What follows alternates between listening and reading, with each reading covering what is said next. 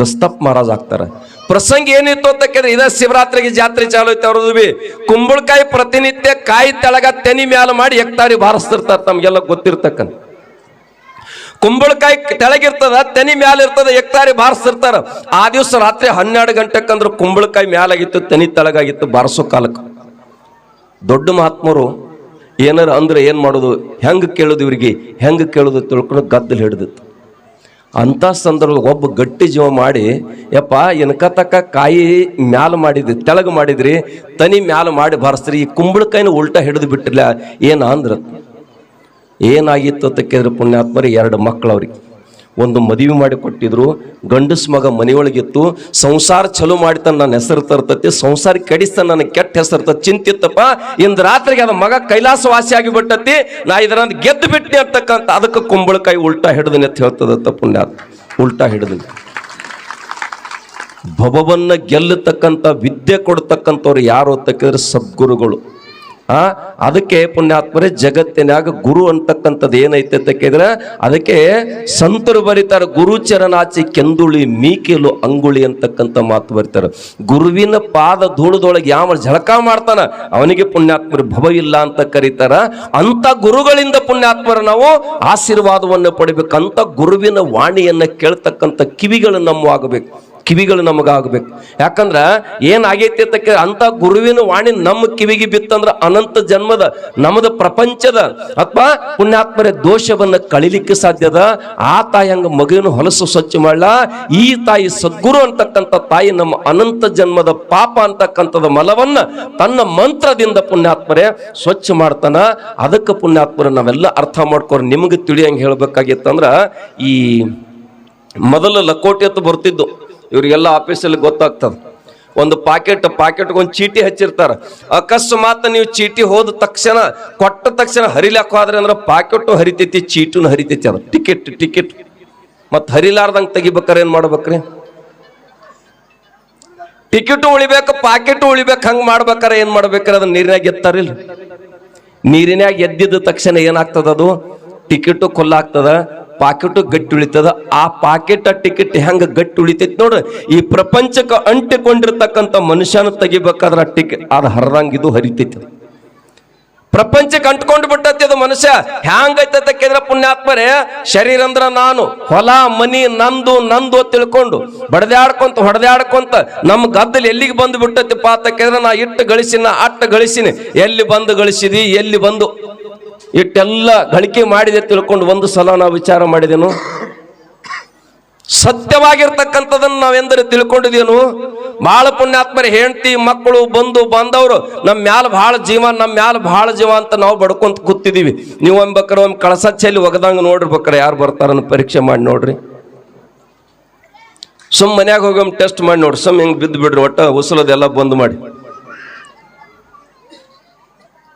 ಯಾರು ಬರುದಿಲ್ಲ, ಆರು ಸಂಗಡ ಬಾವುವರಿಲ್ಲ, ನಾರಾಯಣ ನಾಮ ನೆರೆ ಭಾವದಲ್ಲದೆ ಹೊತ್ತ ಹೋಗುವ ಮುನ್ನ ಹೊರಗಾಕೊಯ್ದು ಅಂತಕ್ಕಂಥ ಮಾತು ಬರೀತಾರ. ಕಟ್ಕೊಂಡು ಮಡದ್ ಎಲ್ಲಿ ಒಬ್ಬ ಗೆಳೆಯಾಗ ಪುಣ್ಯಾತ್ಮರು 3 ಮಂದಿ ಸ್ನೇಹಿತರಿದ್ರತ್. ಒಬ್ಬ ನಿರಂತರವಾಗಿ ಅವನು ದಿನನಿತ್ಯ ಅವನು ವೈಭವದ ಜೀವನದಾಗ ಇರ್ತಿದ್ದ. ಒಬ್ಬಕ್ಕೆ ಪುಣ್ಯಾತ್ಮರು ಒಬ್ಬ ಗೆಳೆಯ 3 ದಿವ್ಸಕ್ಕೊಮ್ಮೆ ಭೇಟಿ ಆಗ್ತದ, ಒಬ್ಬ ವಾರದಾಗ 20 ದಿವ್ಸಕ್ಕೊಮ್ಮೆ, ತಿಂಗಳದಾಗ 20 ದಿವ್ಸಕ್ಕೊಮ್ಮೆ ಭೇಟಿ ಆಗ್ತದ. 3 ಮಂದಿ ಗೆಳೆಯರು. ಅಂತ ಸಂದರ್ಭದಾಗ ಏನಾಗ್ತದ, ಆ ಗೆಳೆಯ ಒಂದಿವ್ಸ ಕೋರ್ಟ್ ನೋಟಿಸ್ ಬರ್ತದ. ಕೋರ್ಟ್ ನೋಟಿಸ್ ಬಂದಾಗ ಈ ದಿನನಿತ್ಯ ಇರತಕ್ಕಂಥ ಗೆಳೆಯಾಗ ಹೇಳಿದತ್ತ, ದೋಸ್ತ ನನಗೆ ಕೋರ್ಟ್ ನೋಟಿಸ್ ಬಂದತಿ, ನನ್ನ ಜೋಡಿ ಒಬ್ಬನೇ ಕೋರ್ಟಿಗೆ ಬರಬೇಕು ಅಂದತ್ತ. ಅವಾಗ ಆ ದೋಸ್ತ ಅಂದತ್ತ, ನಾ ನಿನಗೆ ಗೆಳೆಯ ಮನ್ಯಾಗಟ್ಟಪ್ಪ, ಕೋರ್ಟಿನೇ ಬರೋ ಗೆಳೆಯ ಅಲ್ಲ ಅಂದ. ನಾನು ನಿನ್ನ ಮನೆಯೊಳಗೆ ಅಟ್ಟ ಗೆಳೆಯ, ಕೋರ್ಟಿಗೆ ಬರ್ತಕ್ಕಂಥ ಗೆಳೆಯ ನಾನಲ್ಲಂದ. ಪುಣ್ಯಾತ್ಮರು 3 ದಿವ್ಸಕ್ಕೊಮ್ಮೆ ಭೇಟಿ ಆಗ್ತಿರ್ಲ ಗೆಳೆಯ. ಸತ್ತಾಗ ಕೆಟ್ಟಾಗ ಜೋಡಿಸಿದ್ರು ಚಿಂತಿ ಹಸ್ತಿದ್ದು. ಆ ಗೆಳೆಯ ಬಂದ್ರು. ಆ ಗೆಳೆಯ ಹೇಳಿದ, ನೀನು ಕೋರ್ಟ್ ಬಾಗಿಲವರೆಗೆ ಮಾತ್ರ ಬರ್ತನು, ಖರೆ ಒಳಗೆ ಬಂದು ಜವಾಬ್ ಹೇಳು ಗೆಳೆಯ ನಾ ಅಲ್ಲ ಅಂದ. ಕೋರ್ಟ್ ಬಾಗಿಲವರೆಗೆ ಬರ್ತಾನ, ಆದ್ರೆ ಒಳಗೆ ಬಂದು ಜವಾಬ ನಾ ಹೇಳುದಿಲ್ಲ. ಕೊನೆ ದೋಸ್ತಿದ್ದು ನೋಡು, ತಿಂಗಳದಾಗ 20 ದಿವ್ಸಕ್ಕೆ ಒಮ್ಮೆ ಭೇಟಿ ಆಗ್ತಕ್ಕಂಥ ನಿರಂತರವಾಗಿ ಅವನು ಜೋಡಿನ ಇರ್ಬೇಕಂತ ಆಸೆ ಇತ್ತ. ಕರೆ ಇವೆರಡು ಕುಲಿಗೇಡಿ ಕಂಪನಿ ಇತ್ತಲ್ಲ, ಅವನು ಷೇರು ಕೊಡ್ತಿಲ್ಲಾಗಿದ್ದೆವು. ಇದೇನ್ ಚೋಕರ್ ಕಂಪನಿ ಇತ್ಲ ಇವರು ಸೇರು ಗುಡ್ತಿಲಾಗಿರು. ಆವಾಗ ಪುಣ್ಯಾತ್ಮರ ಅವನಿಗೆ ಹೋಗಿ ಹೇಳಿದ, ನೋಡಪ್ಪ ನನಗರ ಇಂಥ ಪ್ರಸಂಗ ಬಂದತಿ, ಕೋರ್ಟಿಗೆ ಹೋಗೋ ಪ್ರಸಂಗ ಬಂದತಿ, ನನ್ನ ಜೋಡಿ ಬರ್ಬೇಕಾಗೈತಿ ಅಂದಾಗ ಅವಂದ ಕೋರ್ಟಿಗೆ ಅಟ್ಟಾಕ್ ಒಳಗೆ ಬಂದು ಪ್ರಸಂಗ ಬಂದ್ರ ನಿನ್ನ ಪರವಾಗಿ 4 ಮಾತು ಹೇಳ್ತಾನಂದತ್ತ. ಯಾರನ್ನೋದ ಗೊತ್ತಾಗಿಲ್ಲ, ಚಪ್ಪಾಳಿನ ಬಿಡದ್ರಿ ನೀವು. ಯಾರನ್ನೋ ಬೇಕಲ್ಲ ಚಪ್ಪಾಳಿ ಹೊಡೆದ್ರಿ ನೀವು. ಪುಣ್ಯಾತ್ಮರ ಮೊದಲಿನ ಗೆಳೆಯ ಯಾರು ಅಂತಕ್ಕಿದ್ರೆ ದುಡ್ಡು. ಮೊದಲಿನ ಗೆಳೆಯ ದುಡ್ಡು, 2ನೇ ಗೆಳೆಯ ಹೆಂಡತಿ, 3ನೇ ಗೆಳೆಯ ಯಾವುದು ಅಂತಕ್ಕಿದ್ರೆ ಧರ್ಮ ಅಂತ ಕರೀತಾರ. ಧರ್ಮದ ರೂಪವಾಗಿರ್ತಕ್ಕಂಥ ವಕೀಲ ಮಾತ್ರ ಕೋರ್ಟ್ನಾಗ ಮಾತಾಡ್ತಾನೆ, ಉಳಿದವ್ರು ಯಾರೋ ಮಾತಾಡಲಿಕ್ಕೆ ಸಾಧ್ಯ ಇಲ್ಲ. ಆ ಧರ್ಮ ಅಂತಕ್ಕಂಥ ವಕೀಲ ಪ್ರಸಂಗ ಬಂದ್ರೆ ನಿನ್ನ ಪರವಾಗಿ ವಾದ ಮಾಡಿ ನಿನ್ನನಿದ್ರಾಗ ಜಯಶಾಲಿ ಮಾಡ್ತಕ್ಕಂಥ ಕೆಲಸ ಮಾಡ್ತಾನಂತಾನ. ಅದಕ್ಕೆ ಪುಣ್ಯಾತ್ಮರೇ ಪುರಂದರ ದಾಸರೇಡು, ದಾಳಿಕೋರರ ಬರುವ ಮುನ್ನ ಧರ್ಮ ಗಳಿಸಿಕೊಳ್ಳಿರು, ಧರ್ಮ ಕೊಳಿಸಿರು. ಧರ್ಮ ಒಂದೇ ನಿಮ್ಮ ಹಿಂಬಾಲು ಬರುದದ, ಅದುವೇ ನಿಮ್ಮನ್ನು ಕಾಪಾಡೋದದ ಪುಣ್ಯಾತ್ಮರೇ. ಅದಕ್ಕೆ ಬರೀತಾರೆ, ಯದಾ ಯದಾ ಈ ಧರ್ಮಸ್ಯ ಗ್ಲಾನಿರ್ಭವತಿ ಭಾರತ. ಧರ್ಮ ಪುಣ್ಯಾತ್ಮರ ಹಾನಿ ಆದಾಗ ಪರಮಾತ್ಮ ಮತ್ತೆ ನಾವು ಉದ್ಭವ ಆಗಿ ಬರ್ತಾನಂತಕ್ಕಂಥ ಮಾತು ಹೇಳ್ಯಾರ. ಅದಕ್ಕೆ ನಿಮ್ಮನ್ನು ಕಾಯ್ದು ಅಂತಕ್ಕಿದ್ರೆ ಪುಣ್ಯಾತ್ಮರೇ, ಯಾರ ಧರ್ಮವನ್ನು ರಕ್ಷಣೆ ಮಾಡ್ತೀರಿ, ಧರ್ಮೋ ರಕ್ಷಿತಿ ರಕ್ಷಿತ ಅಂತಕ್ಕಂಥ ಮಾತು ಬರೀತಾರ. ಯಾರ ಧರ್ಮದಿಂದ ಪುಣ್ಯಾತ್ಮ ನಡೀತೀರಿ ಅವರಿಗೆ ಮಾತ್ರ ಈ ಲೋಕದೊಳಗೆ ನೀವು ಅನ್ಬೋದು, ಧರ್ಮದಿಂದ ನಡೆದವರಿಗೆ ದಂಡಿಗೆ ಹತ್ತುವತ್ರಿ ಅಂತ ನೀವು ಅನ್ನೋದು ಕರೆ. ಕಡೆಗೆ ದಂಡಿಗೆ ಮುಡಿಸೋದು ಅದೈತಿ, ಇರ್ಲಿದ್ರೆ ಇವೆಲ್ಲ ಮುಣುಗಿಸು ಲೆಕ್ಕಕ್ಕೆ ಬರುದೈತಿ. ಧರ್ಮ ಒಂದೇ ಕಾಯ್ತದೆ, ಯಾಕಂದ್ರೆ ಕೊನೆಗೆ ಧರ್ಮರಾಜ ಒಬ್ಬನೇ ಮಾತ್ರ ಪುಣ್ಯಾತ್ಮರೇ ಸ್ವರ್ಗ ಲೋಕಕ್ಕೆ ಹೋಗಿರ್ತಕ್ಕಂಥ ಪ್ರಸಂಗದ ನೋಡ್ರು. ಸಾಕಷ್ಟು ದುಡ್ಡಿತ್ತು, ಅಲ್ಲಿ ಬರ್ಲಕ್ಕೆ ಸಾಧ್ಯ ಆಗಲಿಲ್ಲ. ಅತ್ಯಂತ ಪ್ರೇಮ ಮಾಡ್ತಕ್ಕಂಥ ತನಗೆ ಏನೇನು ಬೇಕೆಲ್ಲ ಆಸೆ ಆಕಾಂಕ್ಷೆಗಳು ತಲೆಯಾಗ ತುಂಬಿ ಅವನಿಗೆ ಚಿಂತೆ ಹಸ್ತಕ್ಕಂಥ ಮಡದಿ ಕೊಡದಳು, ಬಾಗಿಲವರೆಗೆ ಬರ್ತಾನಂದಳು. ಈಗ ಮಾತ್ರ ಮನೆಗೆ ನಾನು ಮನೆಯೊಳಗಟ್ಟ ನಿನ್ನ ಗೆಳೆಯಪ್ಪ, ಕೋರ್ಟ್ನೇ ಗೆಳೆಯ ಅಲ್ಲ ಅಂದ.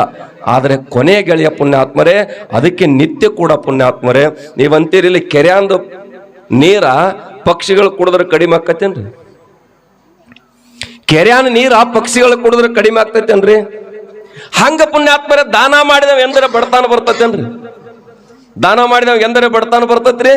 ಆ ದಾನವನ್ನು ಮಾಡಿದಂಥದ್ದು ಪುಣ್ಯಾತ್ಮರೇ ಈ ಜನ್ಮದಲ್ಲಿ ಪರಜನ್ಮದಲ್ಲಿ ಸುಖ ಆಗಬೇಕಾಗಿದ್ರೆ ಹಿಂದೆ ಮಾಡಿದ ಪುಣ್ಯ ಇಂದುಂಡು ಓಡು ಆತ್ಮ. ಹಿಂದೆ ಮಾಡಿರ್ತಕ್ಕಂಥ ಪುಣ್ಯ ಇವತ್ತು ಊಟ ಮಾಡ್ಬೇಕ, ಈಗ ಮಾಡಿದನು ಮುಂದೆ ಉಣ್ಬೇಕಾಗಿತ್ತು. ಇದನ್ನು ಬಿಟ್ಟು ಏನು ಮಾಡ್ಲಿಕ್ಕೆ ಸಾಧ್ಯ ಇಲ್ಲ ಅಂತ ಹೇಳ್ತಾರ. ಅದಕ್ಕೆ ಪುಣ್ಯಾತ್ಮರೇ ನಮ್ಮದು ಏನಾಗ್ಬೇಕಂತಕ್ಕಿದ್ರೆ ಮುನ್ಸಿಪಾಲಿಟಿ ಡಬ್ಬ್ಯಾಗ ಹಾಕಿತ್ತು, ಪೋಸ್ಟ್ ಆಫೀಸ್ ಡಬ್ಬ್ಯಾಗ ಹಾಕಿರಂದ್ರೆ ಟಪಾಲ ಸರಿಯಾಗಿ ಹೋಗಿ ಮುಟ್ತೈತಿ. ಒಂದು ವೇಳೆ ತಪ್ಪಿತ್ತಂದ್ರೆ ವಾಪಸ್ ಬಂದು ಬಿಡ್ತೈತೆ. ಆದ್ರೆ ಮುನ್ಸಿಪಾಲಿಟಿ ಡಬ್ಬ್ಯಾಗ ಹಾಕಿರಂದ್ರಿ ಹೊಳ್ಳಿ ಬರ್ತೈತ್ರಿ ನೀವು. ಹಂಗ ಬಂಧುಗಳೇ ನಿಜವಾಗಿರ್ತಕ್ಕಂಥದ್ದು ನಾವು ತಿಳ್ಕೊಳ್ಳೋದು ಏನು ಅಂತಕ್ಕೆ ಇದ್ರ, ಈ ಜಗತ್ತಿನಾಗ ದಾನ ಮಾಡಿದ ಮನಿ, ಅನ್ನ ಹಾಕಿದ ಮನಿ, ಗೊಬ್ಬರ ಹಾಕಿರ್ತಕ್ಕಂಥ ಹೊಲ ಎಂದೂ ಪುಣ್ಯಾತ್ಮರೇ ನಿಮಗೂ ಲುಸ್ಕಾಣ ಮಾಡೋದಿಲ್ಲ, ಹಾನಿ ಮಾಡೋದಿಲ್ಲ ಅಂತಕ್ಕಂಥ ಮಾತು ಹೇಳ್ತಾರ. ಇವೆಲ್ಲ ನಿಮಗೆ ಗೊತ್ತಾಗಬೇಕಾಗಿತ್ತಾರೆ. ಇದಕ್ಕೆ ಪುಣ್ಯಾತ್ಮರು ಒಬ್ಬ ಮಾರ್ಗದರ್ಶಕ ಬೇಕಾಗ್ತಾನ, ದಾರ್ಶನಿಕ ಬೇಕಾಗ್ತಾನ. ಅವನಿಗೆ ಮಾರ್ಗದರ್ಶಕ ಅಂತ ಕರೆದಾರ. ಅವ ಎಂತಾವಿರ್ಬೇಕು ಅಂತಕ್ಕಿದ್ರೆ ಪುಣ್ಯಾತ್ಮರೇ ನಿರಾಭಾರಿನಾಗಿರ್ಬೇಕು, ನಿರಾಭಾರಿ ಆಗಿರ್ಬೇಕು. ಯಾರೋ ಪುಣ್ಯಾತ್ಮರೇ ಜಗದ್ಗುರು ಸಿದ್ಧಾರೂಢರಿಗೆ ಬಂಗಾರ ಪಾದುಕೆ ಮಾಡ್ಕೊಂಡು ಬಂದ್ರತ್ತು, ಬಂಗಾರ ಪಾದುಕೆ. ಅವಾಗ ಸಿದ್ಧಾರೂಢ ಅಜ್ಜ ಅಂದ್ರತ್ತ, ಅಲ್ಲಿ ಶಾಂತಾಶ್ರಮದಾಗ ಶಿವಪುತ್ರ ಅದಾರಪ್ಪ, ಅವ್ರಿಗೆ ಓದ್ ಕೊಟ್ಟು ಬಿಡ್ರಿ ಅಂದ್ರತ್ತ. ಇವ್ರು ಓದಪ್ಪ, ಅಜ್ಜನ ಆಜ್ಞೆ ಆಗೈತಿ, ನಿಮಗೆ ಪಾದರಕ್ಷೆ ಬಂಗಾರದ ಮಾಡಿಸ್ತಂದಿನಿ ತಗೋರಿ ಅಂದ್ರತ್. ಅಲ್ಲಿ ಇಟ್ಟು ಹೋಗಂದ್ರತ್. ಆ ಪುಣ್ಯಾತ್ಮರೇ ಆರೂಢ ಜ್ಯೋತಿ ಶಿವಪುತ್ರ ಅಜ್ಜ ಅದನ್ನೆಲ್ಲ ಅರಿಬ್ಯಾಗ ಸುತ್ತಿ ಒಂದು ಮೂಲ್ಯಾಗ ಹೋಗೋದು ಬಿಟ್ಟಿದ್ರತ್. ವರ್ಷ ಬಿಟ್ಟು ಬಂದತ್, ಯಪ್ಪ ನಿಮಗೆ ಬಂಗಾರ ಪಾದಕ್ಕೆ ಕೊಟ್ಟಿನ್ಲೆ, ಎಲ್ಲಿಟ್ಟಿರಿ ಎಂದತ್ತ. ಅಲ್ಲಿ ಮೂಲ್ಯಾಗದವನ್ನ ತಗೊಂಡು ಹೋಗಂದ್ರೆ ಹಂಗೆ ಯಾಕತ್ತೀರಿ ಕೊಟ್ಟಿನಿ ಅನ್ನೋದು ಭಾವ ನಿನ್ನಲ್ಲಿ ಐತ್ಲ, ಅದಕ್ಕೆ ನಾ ಮೆಟ್ಕೊಂಡಿಲ್ಲ ಅಂತಕ್ಕಂಥ ಮಾತಾಡಿ. ಇದು ಪುಣ್ಯಾತ್ಮರ ಗುರುವಿನ ಕರ್ತವ್ಯ. ಕೊಟ್ಟಿನೇನೋ ಭಾವ ನಿನ್ನಲ್ಲಿ ಬಂದದ, ನಾ ನೀಡಿನೇನೋದು ಭಾವ ಬಂದದ. ಭಗವಂತ ಇಟ್ಟು ಎಲ್ಲ ಕೊಟ್ಟಾನ, ಎಲ್ಲವ ಕೊಟ್ಟಾನಲ್ಲಿ. ಎಳೆ ನಿಮ್ಮದಾನ, ಬೆಳೆ ನಿಮ್ಮದಾನ, ಸುಳಿದು ಸೂಸುವ ಗಾಳಿ ನಿಮ್ಮದಾನ, ಹರಿತಕ್ಕಂಥ ನೀರ, ಬೀಸು ಗಾಳಿ, ಗಿಡ ಮರಗ ಎಲ್ಲವನ್ನ ಭಗವಂತ ಮನುಷ್ಯನಿಗೆ ಕೊಟ್ಟಾನ. ಅವೆಂದರೆ ಕೊಟ್ಟಾನ ಅಂತ ಎಲ್ಲಿ ಹೆಸರು ಹಾಕ್ಯಾರನ್ರಿ? ಒಂದು ಟ್ಯೂಬ್ಲೈಟ್ ಕೊಟ್ಟರೆ ಬಿ ಹೆಸರು ಹಾಕ್ತಾರ, ಒಂದು ಗಂಟೆ ಕಟ್ಟರೆ ಬಿ ಹೆಸರು ಹಾಕ್ತಾರ, ಹೌದಲ್ಲ? ಹಂಗ ಬಂಗಾರದ ಪಾದಕ್ಕೆ ತಂದು ಕೊಟ್ಟಿನಿಯಪ್ಪ, ಯಾಕೆ ನೀವು ತಗೊಲಿಲ್ಲ ಅಂತಕ್ಕಂಥ ಮಾತನ್ನು ಹೇಳಿದಾಗ, ನೀ ಕೊಟ್ಟಿನಿ ಅಂತಕ್ಕಂಥದ್ದು ನಿನ್ನಲ್ಲಿ ಐತಿಲ್ಲ, ಅದಕ್ಕೆ ನಾ ತಗೊಂಡೇನಿ ಅಂತಕ್ಕಂಥ ಬೇಕಂಗಿಲ್ಲ, ನಿಂದು ನೀ ತಗೊಂಡು ಹೋಗಿಬಿಡು ಅಂತಕ್ಕಂಥ ಮಾತು ಹೇಳಿದ್ರು. ಬಂಗಾರ ಪಾದಕರು ಯಾರು ವಾಪಸ್ ಕೊಡ್ತಾರ? ನೀಗ್ರೆ ಕೊಡ್ತಾರೋ? ಕೊಡ್ಲಿಲ್ಲ ಅಂದ್ರೆ ನಿನಗೆ ಕೊಡ್ಬೇಕಂತ ಅದು ಹೇಳ್ತಾರೆ. ನಿನಗೆ ಹಂಗೆ ಕಾಡ್ತೈತಿ, ನಿನಗೆ ಹೆಂಗೆ ಕಾಡ್ತೈತಿ, ದೀಪ ಹಚ್ಚೋ ಕಾಲಕ್ಕೆ ಬಂದಿದ್ದು ನೋಡಿ, ಆರ್ತೈತಿ ಅಂತಾರೆ, ಹೋಗ್ತೈತಿ ಅಂತಾರೆ. ಮೊದಲು ಹೇಳ್ತಾರೆ ಸಂತಾಲಿ ಘರ ತೋಚಿ ದೀಪಾವಳಿ ದಸರಾ, ಈಗ ಹಂಗೆ ಹೇಳಂಗಿಲ್ಲ, ಬೇರೆ ಹೇಳ್ತಾರೆ. ಈಗ ಅದಕ್ಕೆ ಬಂಧುಗಳು ನಿಜವಾಗಿರತಕ್ಕಂಥ ಒಬ್ಬ ಸಂತ, ಒಬ್ಬ ಗುರುವಿನ, ಒಬ್ಬ ಸನ್ಯಾಸಿ ಕಾರ್ಯ ಏನು ಅಂತಕ್ಕಿದ್ರೆ ಜನರ ಮನುಕುಲವನ್ನು ಬೆಳಗಲಿಕ್ಕೆ ಬಂದಿರತಕ್ಕಂಥ ಪರಮಜ್ಞಾನಿಗಳು, ನಿರಾಭಾರಿ ಸಂತರು ಅಂತ ಕರೀತಾರೆ ಅವ್ರಿಗೆ. ನಿರಾಭಾರಿ ಸಂತರು, ಯಾವುದನ್ನು ಅವಶ್ಯಕತೆ ಇಲ್ಲದೆ, ಯಾವುದನ್ನು ಬಯಸಲಾರದೆ. ಅದಕ್ಕೆ ಪುಣ್ಯಾತ್ಮರೇ ಈ ಜಗತ್ತಿನೊಳಗೆ ಧರ್ಮ ಅಂತಕ್ಕಂಥದ್ದು ಉಳಿಬೇಕಾಗಿತ್ತಂದ್ರೆ ಗುರುಮಾರ್ಗ ಬಹಳ ಮುಖ್ಯವಾಗಿರ್ತಕ್ಕಂಥದ್ದು ಬೇಕು. ಆ ಗುರು ಅಂತಕ್ಕಂಥ ಏನ ನಮ್ಮ ಅಜ್ಞಾನ ಕತ್ತಲೆಯನ್ನು ಕಳಿಬೇಕಾಗಿತ್ತಂದ್ರೆ ಗುರುವಿನ ಬಿಟ್ಟು ಮತ್ಯಾರು ಇದಕ್ಕೆ ಮಾಡ್ಲಿಕ್ಕೆ ಸಾಧ್ಯ ಇಲ್ಲ ಅಂತಕ್ಕಂಥದ್ದು ಹೇಳ್ತಾರ. ಅದಕ್ಕೆ ಜಗತ್ತಿನಾಗ ಪುಣ್ಯಾತ್ಮರೇ ಈ ಎಲ್ಲರೂ ಕೂಡ ಸಾಂದೀಪ ಮುನಿ ಹಿಡ್ಕೊಂಡು, ಕೃಷ್ಣ ಪರಮಾತ್ಮನ ಹಿಡ್ಕೊಂಡು, ಸಾಂದೀಪ ಮುನಿ ಬಲ್ಲಿ ಕೃಷ್ಣ ಪರಮಾತ್ಮ ದುಡ್ದ, ರಾಮ ವಶಿಷ್ಠ ಬಲ್ಲೆ ದುಡ್ದ, ಅನಂತ ಮಂದಿ ಎಲ್ಲಾ ದೇವಾನ ದೇವತೆ ಕೂಡ ಗುರುವಿಗೆ ಶರಣ ಹೋಗ್ತಕ್ಕಂಥ ಕಾರ್ಯವನ್ನು ಮಾಡ್ತಾರೆ. ಗುರುವಿಗೆ ಶರಣ ಹೋಗ್ತಾರೆ. ಅದಕ್ಕೆ ತಾವೆಲ್ಲ ಇವತ್ತು ಕುಂಭ ಮೇಳಕ್ಕೆ ಹೊಂಟಿರಿ. ಅಲ್ಲಿಗೆ ಬಹಳ ಜನ ಹೊಂಟಾರ ಕುಂಭ ಮೇಳಕ್ಕೆ. ಪುಣ್ಯಾತ್ಮರೇನ್ ನಮ್ದು ಎಲ್ಲ ಪಾಪ ಹೆಚ್ಚಾದ ಬಳಿಕ ಹೊಳ್ಯಾಗ ಹೋಗಿ ತೊಳ್ಕೊಂಡು ಬರ್ತೀವಿ ನಾವು. ಬರ್ತೀರಿಲ್ರಿ? ಮತ್ತ ಹೊಳಿನ ಪಾಪ ಆತವ್ರ, ಅದನ್ನ ಎಲ್ಲಿ ತೊಳಿದ್ರಿ? ನಮ್ಮ ಮೈಲಿಗೆಯನ್ನ ನದಿಯಲ್ಲಿ ತೊಳೆದು ಶುಚಿ ಆಗ್ಲಿಕ್ಕೆ ಬರ್ತದ. ನದಿನ ಹೊಲಿ ಆತಂದ್ರ, ನದಿನ ಮೈಲಿಗೆ ಆತಂದ್ರೆ ಎಲ್ಲಿ ತೊಳಿದ್ರಿ? ಅವಾಗ ಪುಣ್ಯಾತ್ಮರೇ ಭಗವಂತ ಆ ಗಂಗಾ ಮಾತೆಗೆ ಹೇಳಿದತ್ತ. ಆಕೆ ಕೇಳಿದತ್ತ, ಜಗತ್ನಾನ ಜನ ಎಲ್ಲ ಬಂದು ನನ್ನೊಳಗ ಮೈಲಿಗೆಯನ್ನು ಬಿಟ್ಟು ತಾವು ಸ್ವಚ್ಛಾಗಿ ಹೊಂಟಾರು, ನನ್ನ ಮೈಲಿಗೆ ಎಲ್ಲಿ ತೊಳ್ಕೋಬೇಕು, ನನ್ನ ಮೈಲಿಗೆ ಎಲ್ಲಿ ತೊಳ್ಕೋಬೇಕು ಅಂತಕ್ಕಂತ ಹೇಳಿದಾಗ ಅವಾಗ ಪರಮಾತ್ಮ ಹೇಳ್ತಾನತ್ತ, 12 ವರ್ಷಕ್ಕೊಮ್ಮೆ ಈ ನದಿಯಲ್ಲಿ ಒಬ್ಬ ಯೋಗಿ, ಒಬ್ಬ ಸಂತ, ಅಂತಪ್ಪ ಶ್ರೋತ್ರಿ ಬ್ರಹ್ಮನಿಷ್ಠ ಸದ್ಗುರುನಾಥ ಅರಿತಿರತಕ್ಕಂಥ ಗುರು ಬಂದ ಪಾದವನ್ನ ನಿನ್ನೊಳಗೆ ಎದ್ದಿದ ನೀನು ಪವಿತ್ರ ಆಗ್ತಿ ಅಂತಕ್ಕಂಥ ಮಾತಾಡಿರತ್ತ ಪುಣ್ಯಾತ್ಮರ. ಪವಿತ್ರ ಆಗ್ತಿ. ಅದಕ್ಕೆ ಶರಣ ಜನರ ಸದು ಹೃದಯ ನಳಿನದೋಳು ಪರಿಶೋಭಿಸುತ್ತಿರುವುದು ನಿನ್ನ ದಿವ್ಯ ಪಾದ ಅಂತ ಕರೀತಾರೆ. ಅದಕ್ಕೆ ಬರೀತಾರೆ ನಿಜಗೊಂಡ್ರು, ನೆನೆಯದನುದಿನ ದುದಯ ಕಾಲದ ಎಚ್ಚರಿಕೆಗಳು ಇನುತು ಗುರುಮೂರ್ತಿ. ಗುರುನಾಥ ಎದ್ದ ತಕ್ಷಣ ಪುಣ್ಯಾತ್ಮರೇ ನಾವೇನ್ ಮಾಡ್ಬೇಕಾಗಿತ್ತು ಅಂತಕ್ಕಿದ್ರೆ ಗುರುವಿನನ್ನು ಸ್ಮರಣೆ ಮಾಡ್ಬೇಕು, ಗುರುವಿನನ್ನು ಕೊಂಡಾಡಬೇಕಾಗಿತ್ತು. ಯಾಕಂತಕ್ಕಿದ್ರೆ ಈ ಜಗತ್ತಿನಾಗ ಪುಣ್ಯಾತ್ಮರೇ ಎಲ್ಲದೂ ಆಗ ಹೋಗೋ ಕಾರ್ಯಗಳನ್ನ ಪರಮಾತ್ಮನನ್ನ ಜೋಡಿಸಿದವ, ಪರಮಾತ್ಮನ ತೋರಿಸಿದವ್ರ, ದೇವರನ್ನ ತೋರಿಸಿದವ್ರು ಯಾರು? ನಮಗ ಕಬೀರನ ಪುಣ್ಯಾತ್ಮರ ನಡೀತದ ಚಿಂತನ ಕೇಳಿದ್ರತ್ತ ಕೃಷ್ಣ ಪರಮಾತ್ಮ ಯಾರ್ಯಾರು, ಅಲ್ಲೋ ಕಬೀರ ನಿನಗ ದೇವರ ಗುರು ಏಕಕಾಲಕ್ಕೆ ಭೇಟಿ ಆದ್ರೆ ಯಾರಿಗೆ ಮೊದಲು ನಮಸ್ಕಾರ ಮಾಡ್ತಿ ಅಂತ ಕೇಳಿದ್ರತ್ತ. ಯಾರಿಗೆ ನಮಸ್ಕಾರ ಮಾಡ್ತಿ? ನಾ ಮೊದಲ ಗುರುವಿಗೆ ಮಾಡ್ತಾನಂದ್ರತ್ತ. ಗುರುವಿಗೆ ಯಾಕೆ ಮಾಡ್ತಿ? ದೇವ್ರು ನೀನ ನಾವು ತೋರಿಸಿಕೊಟ್ಟವ ಗುರು ಅದನ್ನ, ಅದಕ್ಕೆ ಅವ್ರಿಗೆ ನಮಸ್ಕಾರ ಮಾಡ್ತಾನಂತ ಹೇಳ್ಕೊಂಡು ಹೇಳ್ತಾರತ್ತ. ಅದಕ್ಕೆ ಪುಣ್ಯಾತ್ಮರ ಜಗತ್ತಿನಾಗ ಗುರು ಬಹಳ ಗುರುತರವಾಗಿರತಕ್ಕಂಥ ಜವಾಬ್ದಾರಿಯನ್ನು ಹೊತ್ತಿರತಕ್ಕಂಥ ಮೇಲೆ ಗುರು ಅಂತಕ್ಕಂಥದ್ದು ಹೇಳ್ತಾರ. ಯಾಕಂದ್ರೆ ಅಜ್ಞಾನದ ಕತ್ತಲೆಯನ್ನ, ಅಜ್ಞಾನದ ರೋಗವನ್ನ ಬಿಡಿಸಬೇಕಾದ್ರೆ, ಭವರೋಗವನ್ನು ತೆಗಿಬೇಕಾಗಿತ್ತಂದ್ರ ಗುರುವಿನಿಂದ ಮಾತ್ರ ಸಾಧ್ಯ ಅಂತಕ್ಕಂಥದ್ದು ಬರೀತಾರ. ಅವನು ಬಿಟ್ಟು ಯಾರಿಗೂ ಸಾಧ್ಯ ಇಲ್ಲ. ಅದಕ್ಕೆ ಬ್ರಹ್ಮ ವಿಷ್ಣು ಮೊದಲಾದ ದೇವತೆಗಳು ಕೂಡ ಗುರುವಿಗೆ ಹೋಲಲಾರರು, ನಮ್ಮ ಅಜ್ಞಾನವನ್ನು ಕಳಿಯಲಾರರು ಅಂತ ಹೇಳ್ತಾರೆ. ಇವರೆಲ್ಲ ಬೆಳಕ ಕೊಡಬಹುದು, ಸಂಪತ್ತು ಕೊಡಬಹುದು, ಸಿರಿ ಕೊಡಬಹುದು, ಇನ್ನೇನು ಕೊಡಬಹುದು. ಆದ್ರೆ ಪುಣ್ಯಾತ್ಮರೇ ನಿಜವಾಗಿರತಕ್ಕಂಥ ಮತ್ತೊಮ್ಮೆ ಭವಕ್ಕೆ ಬಾರದಂತ, ಹುಟ್ಟಲಾರದಂತದನ್ನ ತೋರಿಸಬೇಕಾಗಿತ್ತರ ಆ ವ್ಯವಸ್ಥೆಯನ್ನು ಮಾಡಬೇಕಾರೆ ಗುರುವಿನ ಬಿಟ್ಟು ಮತ್ತಾರಿಗೆ ಸಾಧ್ಯ ಇಲ್ಲ ಅಂತಕ್ಕಂಥ ಮಾತ ಹೇಳ್ತಾರೆ.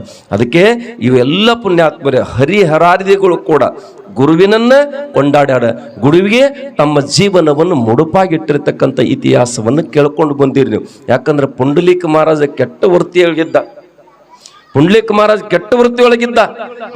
ಅಲ್ಲಿ ಪುಣ್ಯಾತ್ಮರ ಎಲ್ಲಿ ಹೋದ್ರು ಕೂಡ ತನ್ನ ಈ ಒಂದು ದೃಷ್ಟಿ, ವಿಕಾರ ದೃಷ್ಟಿ, ಕಾಮ ದೃಷ್ಟಿ, ಕೆಟ್ಟ ದೃಷ್ಟಿ ಅವನ್ ಎಲ್ಲಿ ಬಿಟ್ಟಿಲ್ಲಾಗಿತ್ತು. ಕುಕ್ಕಟ್ಟ ಮುನಿ ಆಶ್ರಮ ನೋಡಿದ, ಅಲ್ಲೆಲ್ಲ ಸುಂದರ ಸುರಸುಂದರಿಯರು ಇರ್ತಕ್ಕಂಥ ಸಂದರ್ಭದೊಳಗೆ ಒಂದ್ ದಿವ್ಸ ನಾನು ಇಲ್ಲಿ ವಾಸ್ತವ್ಯ ಇದ್ದ, ಇಲ್ಲಿ ಆನಂದದಿಂದ ಇರಬಹುದಲ್ಲ ಅಂತಕ್ಕಂಥ ಗದ್ದಲಕ್ಕೆ ಹೋಗ್ತಾನೆ. ಅಂತ ಸಂದೊಳಗ ಪುಣ್ಯಾತ್ಮರೇ ನೀವಂತೀರಿಲ್ಲ, ಪಾಪಿನ ಎಲ್ಲಿ ತಗೊಂಡು ಹೋದ್ರು ಬಿ ಗುಣ ಅವೇ ಬರುವಂತಕ್ಕಂಥ ಪುಣ್ಯಕ್ಷೇತ್ರೊಳಗೆ ಮಾಡಿರ್ತಕ್ಕಂಥ ಪಾಪ ಪುಣ್ಯಾತ್ಮರೇ ನಾವ್ ಎಲ್ಲೋ ಮಾಡಿದ ಪಾಪವನ್ನು ಪುಣ್ಯಕ್ಷೇತ್ರಕ್ಕೆ ಹೋಗಿ ಕಳ್ಕೋತೀವಿ. ಅಲ್ಲೇ ಮಾಡಿರ್ತಕ್ಕಂಥ ಪಾಪ ಜನ್ಮ ಜನ್ಮದವರೆಗೂ ಕೂಡ ವಜ್ರದಂಗ ನಮಗ್ ಮೈ ಲೇಪನ ಆಗ್ತದತ್ತ. ಅವಾಗ ಮಾನವರಿಗೆ ಗಂಗಾ, ಜಮುನಾ, ಸರಸ್ವತಿ ಇವರೆಲ್ಲರೂ ಅಲ್ಲಿ ನಂಬರ್ ಹಚ್ಚಿ ನಿಂತಿರುತ್ತೆ. ಯಾರ್ದು? ಕುಕ್ಕಟ್ಟು ಮುನಿ ಸ್ವಾಮೀಜಿಯವರ ಪಾದ ದರ್ಶನವನ್ನು ಮಾಡಬೇಕು, ಅವ್ರ ಪಾದೋದಕ್ಕೆ ಅವನು ಹೊಡ್ಕೋಬೇಕು. ಕೆಟ್ಟ ಕುರುದ್ರೂಪಿ ಆಗಿರ್ತಕ್ಕಂಥವ್ರು ಹೋಗಿ ಒಳಗ ಗುರುನಾಥನ ಪಾದ ಪೂಜೆಯನ್ನು ಮಾಡಿ ಪಾದೋದಕವನ್ನು ಯಾವಾಗ ಮೈಗೆ ಸಿಡಿಸ್ಕೋತಾರ ಅವಾಗ ಪುಣ್ಯಾತ್ಮರು ಏನಾಗ್ತದೆ ಅದಕ್ಕಾದ್ರೆ ಸುರಸುಂದರಿಯರಾಗಿ ಹೊರಗೆ ಬರ್ತಾರೆ. ಮೊದಲು ಹಂಗಿದ್ರಿ ಹಿಂಗಾಗಿ ಬಂದ್ರಿ ಅಂತ ಕೇಳ್ತಾನ. ಅದು ಪುಣ್ಯಾತ್ಮರು ಗುರುವಿನ ಪಾದೋದಕ್ಕೊಳಗೆ ಅಂತ ಶಕ್ತಿ ಐತೆ ತಿಳ್ಕೊಂಡು ಈ ನಾಡಿನಲ್ಲಿ ಪುಣ್ಯಾತ್ಮರೇ ಅನಂತ ದಿನಮಾನವರೆಗೆ ಗುರುಸೇವೆನೇ ಮಿಗಿಲು ಅಂತಕ್ಕಂಥದನ್ನ ಹೇಳ್ಕೊಂಡು ಬಂದಿರತಕ್ಕಂಥದ. ಅದಕ್ಕೆ ನಮ್ಗೆ ಹೇಳಿದ್ರು, ನೀ ಇರುವಾಗ ಗುರುನಾಥ ಹೇಳಪ್ಪ ನನಗೆ ಬರ್ತೀನಲ್ಲಿಗ ಅಂತಕ್ಕಂಥದ್ದು ಹೇಳ್ಕೊಂಡು ಅದಕ್ಕೆ ಗುರು ಸಿಗಬೇಕಾಗಿತ್ತಂದ್ರ ಅಂತಪ್ಪ ಶ್ರೋತ್ರಿ ಬ್ರಹ್ಮನಿಷ್ಠ ನಮ್ಮ ಪಾಲಿಗೆ ಗುರು ಸಿಗಬೇಕಾಗಿದ್ರೆ ಅನಂತ ಜನ್ಮದ ಪುಣ್ಯದ ಫಲ ಬೇಕಾಗ್ತದ. ಆ ಪುಣ್ಯದ ಫಲ ಇದ್ದಾಗ ಮಾತ್ರ ಅದು ದೊರಿಲಿಕ್ಕೆ ಸಾಧ್ಯದ. ಇರ್ಲಿಲ್ಲ ಅದು ಎಂದಿಗೂ ನಮಗೆ ಕೈ ಜೋಡಿಸ್ಲಿಕ್ಕೆ ಅಥವಾ ಕೈ ಕೂಡ್ಲಿಕ್ಕೆ ಸಾಧ್ಯ ಇಲ್ಲ. ಅದಕ್ಕೆ ಮನುಷ್ಯ ಜನ್ಮಕ್ಕೆ ನಾವೆಲ್ಲ ಬಂದು ಬಳಕ ಮೊದಲು ಪುಣ್ಯಾತ್ಮರ ಅಂತ ಗುರು ನಮಗೆ ಸಿಗಬೇಕು. ಅಂತ ಗುರುವಿನಾಗ ನಾವು ಶರಣಾಗತಿ ಹೊಂದಿದಾಗ ಗುರು ಆಶೀರ್ವಾದ ಮಾಡಿ ಅಂತಃಕರಣ ಪೂರ್ವಕ ಒಮ್ಮೆ ಕಣ್ಣು ತೆರೆದು ನೋಡಿದ್ರೆ ಸಾಕು, ನಮ್ಮ ಜೀವನ ಧನ್ಯ ಆಗ್ತದ, ನಮ್ಮ ಜೀವನ ಉತ್ಸವ ಆಗ್ತದ, ನಿತ್ಯೋತ್ಸವ ಆಗ್ತದ. ಆ ಉತ್ಸವ ನಿತ್ಯೋತ್ಸವ ಮಾಡ್ಕೊಳ್ಳೋ ಸಲುವಾಗಿ ನಾವೇನ್ ಮಾಡ್ಬೇಕಾಗಿತ್ತು? ಜಾತ್ರೆ ಕೇತ್ರೆಗಳನ್ನ ಪುಣ್ಯಾತ್ಮರೇ ಇವೆಲ್ಲ ಉತ್ಸವಗಳನ್ನ ಮಾಡ್ಬೇಕ. ಆ ಉತ್ಸವ ಪುಣ್ಯಾತ್ಮರೇ ನಿತ್ಯೋತ್ಸವ ಆಗಬೇಕಾಗಿತ್ತಂದ್ರೆ ಗುರು ಅಂತಕ್ಕಂಥ ಬಹಳ ಮುಖ್ಯವಾಗಿರ್ತಕ್ಕಂಥ ವಸ್ತು ಅದ. ಅವನಿಗೆ ಮಾತ್ರ ಪುಣ್ಯಾತ್ಮರೇ ಅವನ ಎದುರಿಗೆ ಕೂತ್ಕೊಂಡು ಆಶೀರ್ವಾದವನ್ನು ಪಡಿಲಿಕ್ಕೆ ನಾವು ಸನ್ನದ್ಧರಾಗಬೇಕು. ಜಗತ್ತಿನಾಗ ಪುಣ್ಯಾತ್ಮರೇ ಗೆದ್ದಾಗ 1000 ಮಂದಿ ನಿಮ್ ಬೆನ್ನು ಹತ್ತಕ್ಕೆ ಇರ್ತಾರ, ಗೆದ್ದಾಗ ನಮ್ಮ ಬೆನ್ನು 1000 ಜನ ಬರ್ತಾರ.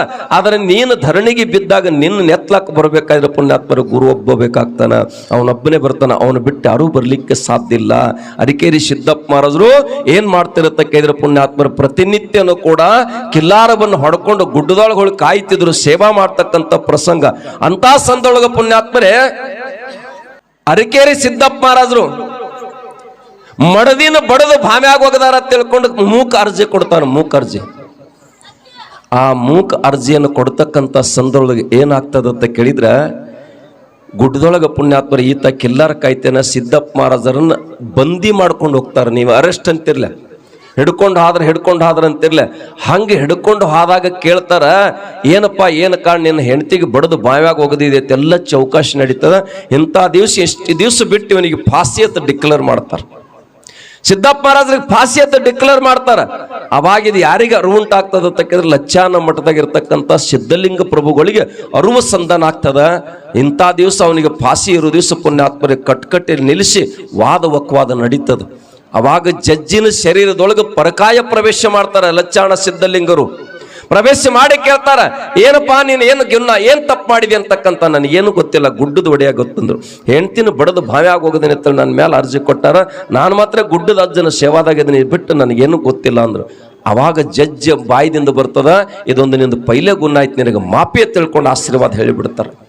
ಗುಡ್ಡಕ್ಕೆ ಬಂದ, ನಮಸ್ಕಾರ ಮಾಡಿದ, ಗುರುವಿಗೆ ಹೋಗಿ ದರ್ಶನ ತಗೊಂಡು ಬರ್ಬೇಕಂತ ತಿಳ್ಕೊಂಡು ಬ್ಯಾಸಿಗೆ ಬಿಸಿಲು ಲಚ್ಚಾನ ಮಠಕ್ಕೆ ಹೋಗ್ತಾರ. ಹೋದಂತ ಸಂದರ್ಭ ಗುರುಗಳ ಕೇಳ್ತಾರ, ಅಲ್ಲಪ್ಪ ನಿನ್ನ ಮೇಲೆ ಏನೋ ಒಂದು ಫಿರಾದಿ ಬಂದಿತ್ತು, ಅದ್ರ ಒಂದು ಕಡೆಕ್ ಹೆಂಗಾದಿ? ಏನು ಗೊತ್ತಿಲ್ಲಪ್ಪ, ಪೈಲೆ ಗುಣ ಇದ್ ನಿನಗೆ ಮಾಪಿ ಅಂದು ಬಿಟ್ಟಾರಂತ. ಅಲ್ಲಿ ಯಾರು ನಿಮ್ಮ ಅಪ್ಪ ಬಂದಿದ್ದನ್ನು ಉಳಿಸಾಕ ನಾನೇ ಬಂದಿನೋ, ನನ್ನ ಗುರು ಶಿಷ್ಯನ ಸಂಕಟವನ್ನು ನೋಡಿ ನಿಜವಾಗಿರ್ತಕ್ಕಂಥ ಪುಣ್ಯಾತ್ಮರೇ ಗುರು ಕಳಕಳಿಯ ಸವ, ಶಿಷ್ಯ ತಳಮಳ ಸವ ಅಂತಕ್ಕಂಥ ಮಾತು ಹೇಳ್ತಾರ. ಗುರುವಿನ ಬಿಟ್ಟು ಜಗತ್ತಿನಾಗ ಯಾರಿಗೂ ಪುಣ್ಯಾತ್ಮರೇ ಉಳಿಸ್ತಕ್ಕಂಥ ಶಕ್ತಿ ಇಲ್ಲ. ಹಲವು ಬಾರಿ ಉಳಿಸಿರ್ತಕ್ಕಂಥ ಸಂದರ್ಭಗಳದ ನಿಮ್ಗೆಲ್ಲ ಗೊತ್ತಿರ್ತಕ್ಕಂಥ ಪ್ರಸಂಗ. ಅದಕ್ಕೆ ಇವತ್ತು ನಾನು ಯಾಕೆ ಈ ಸಂದರ್ಭವನ್ನು ಹೇಳ್ತಾ ಇದ್ದೀನಿ ಅಂತ ಕೇಳಿದ್ರೆ, ನೀವೆಲ್ಲರೂ ಮನುಷ್ಯ ಜನ್ಮಕ್ಕೆ ಬಂದ ಬಳಿಕ ಗುರುಪುತ್ರ ಆಗೋದು ಕಲೀರಿ, ಗುರುವಿನಿಂದ ಆಶೀರ್ವಾದ ಪಡ್ಕೋರಿ, ಗುರುಮಂತ್ರವನ್ನು ಪಡ್ಕೋರಿ. ಜೀವನದೊಳಗ ಪುಣ್ಯಾತ್ಮರೇ ಅದು ಒಂದಿತ್ತಂದ್ರೆ ನೀನು ಆಪತ್ತು ಕಾಲಕ್ಕೆ ಬಂದು ಕಾಯ್ತೈತೆ, ಪರಮಾತ್ಮನ ನಾಮವನ್ನು ಕೊಡ್ತಾನ, ನೇಮದಿಂದ ನಡಿಲಿಕ್ಕೆ ಹೇಳ್ತಾನ. ಅಂತದನ್ನ ನೀನು ಅಕಸ್ಮಾತ್ ಪುಣ್ಯಾತ್ಮರೇ ಹೆಂಗ ಬಂದು ಹೆಂಗ ಹೊಂಟೆ ಅಂದ್ರ ಮನುಷ್ಯ ಜನ್ಮಕ್ಕೆ ಬಂದದ ಸಾರ್ಥಕತೆ ಆಗೋದಿಲ್ಲ. ಆ ಸಾರ್ಥಕತೆ ಆಗಬೇಕಾಗಿತ್ತಂದ್ರ ನಮ್ಮ ಜೀವನ ಸತ್ಯಂ ಶಿವಂ ಸುಂದರ ಆಗಬೇಕಾಗಿತ್ತಂದ್ರ ಪುಣ್ಯಾತ್ಮನಿಂದ ಧರ್ಮದ ಕಾರ್ಯಗಳು ನಡಿಬೇಕಾಗ್ತದ.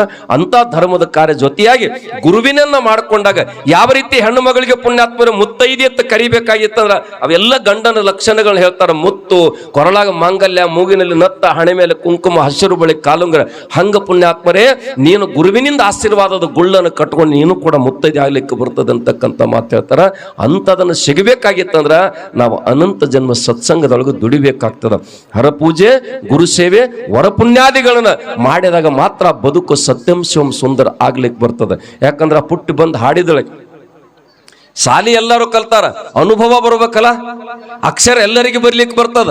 ಆದ್ರೆ ಪುಣ್ಯಾತ್ಮರ ಗುರುವಿನ ಗುಣಗಾನ ಮಾಡಬೇಕಾದ್ರ ಯಾರಲ್ಲಿ ಅದರಲ್ಲಿ ಪುಣ್ಯಾತ್ಮರ ಭಕ್ತಿ ರಸ ತುಂಬ್ಯದ, ಯಾರಲ್ಲಿ ಗುರುವಿನನ್ನ ಕೊಂಡಾಡಬೇಕು ಅಂತಕ್ಕಂಥ ಹವ್ಯಾಸ ಆರಂಭ ಆಗ್ಯದ, ಅವಾಗ ಮಾತ್ರ ಪೆಣ್ಣು ಅಕ್ಷರ ಬರ್ಲಿಕ್ಕೆ ಚಾಲು ಆಗ್ತದ. ಇಲ್ಲದ್ರೆ ಬರ್ಲಿಕ್ಕೆ ಸಾಧ್ಯ ಇಲ್ಲ ಪುಣ್ಯಾತ್ಮರ. ಭಾಳ ಮಂದಿ ಸಾಲಿ ಕಲ್ತಾವ್ರು, ಭಾಳ ಮಂದಿ ಕೂತಾವ್ರಲ್ಲ. ಆ ಎಮ್ಮ ಮೊನ್ನೆ ಅಂದ್ರೆ ನೀವೇ ಒಂದ್ ದಿವ್ಸ ಹಾಡ್ಬೇಕ್ರಿ, ನೀವೇ ಒಂದ್ ದಿವ್ಸ ಹಾಡ್ಬೇಕಂತ ತಿಳ್ಕೊಂಡು ಹಂಗೆ ಹೂ ಅನ್ಕೋತ ಹೊಂಟ್ಬಿಟ್ಟಿದೀವಿ. ಆದ್ರೆ ಪುಣ್ಯಾತ್ಮರ ಒಂದು ಮಾತನ್ನು ಹೇಳ್ತಾ ಇದ್ದೀನಿ, ನಾವು ಯಾವಾಗಲೂ ಪುಣ್ಯಾತ್ಮರೇ ಆ ಸದಾವಕಾಲ ಗುರುವಿನ ಧ್ಯಾಸದೊಳಗಿರ್ಬೇಕು, ಗುರುವಿನ ಗುಣಗಾನದಾಗಿರ್ಬೇಕು. ಅದಕ್ಕೆ ಬಸವಣ್ಣ ಹೇಳಿಲ್ಲ, ಹಾಡಿದೊಡೆ ಎನ್ನೊಡೆಯಗೆ ಹಾಡುವೆ, ಬೇಡಿದೊಡೆ ಎನ್ನ ಒಡೆಯಗೆ ಬೇಡುವೆ. ಅದಕ್ಕೆ ನಿರಂತರವಾಗಿರತಕ್ಕಂಥ ಈ ಶಿವರಾತ್ರಿ ಮಾಯಾತ್ರಿ ಪುಣ್ಯಾತ್ಮರೇ ಬಹುತೇಕ ನಿಮ್ಮ ಚಿಕ್ಕೋಡಿ ಭಾಗದಲ್ಲಿ ನ ಭೂತ ನ ಭವಿಷ್ಯತ್ ಅನ್ನತಕ್ಕಂಥ ಅದ್ಭುತವಾಗಿರ್ತಕ್ಕಂಥ ಜನಸಾಗರ ಎಲ್ಲಿ ಐತಿ ಅಂತ ಕೇಳಿದ್ರೆ ಅದು ಸದ್ದಲಗ ಗ್ರಾಮದಾಗ ಐತಿ ಅಂತಕ್ಕಂಥದನ್ನ ಹೆಮ್ಮೆದಿಂದ ಹೇಳ್ಬೇಕಾಗ್ತದ. ಅದಕ್ಕೆ ಪುಣ್ಯಾತ್ಮರೇ ವಿಶೇಷವಾಗಿ ನಮ್ಮ ಜೀವನ ಸತ್ಯಂ ಶಿವಂ ಸುಂದರ ಆಗಬೇಕಾಗಿತ್ತಂದ್ರೆ, ನೀನು ಶರಣ ಆಗಬೇಕಾಗಿತ್ತಂದ್ರೆ, ಮರಣವನ್ನು ದೂರ ಮಾಡ್ಕೋಬೇಕಾಗಿತ್ತಂದ್ರೆ ಗುರುವಿನಿಂದ ಆಶೀರ್ವಾದ ಪಡ್ಕೋರಿ, ಗುರುಪುತ್ರರಾಗರಿ. ಗುರುವಿನ ಗುಲಾಮ ಆಗಲಿಲ್ಲ ಅಂದ್ರೆ ಮನುಷ್ಯ ಜನ್ಮಕ್ಕೆ ಬಂದದ ನಿರಾರ್ಥಕ ಆಗ್ತದೆ ಅಂತಕ್ಕಂಥ ಮಾತನ್ನು ಹೇಳಿ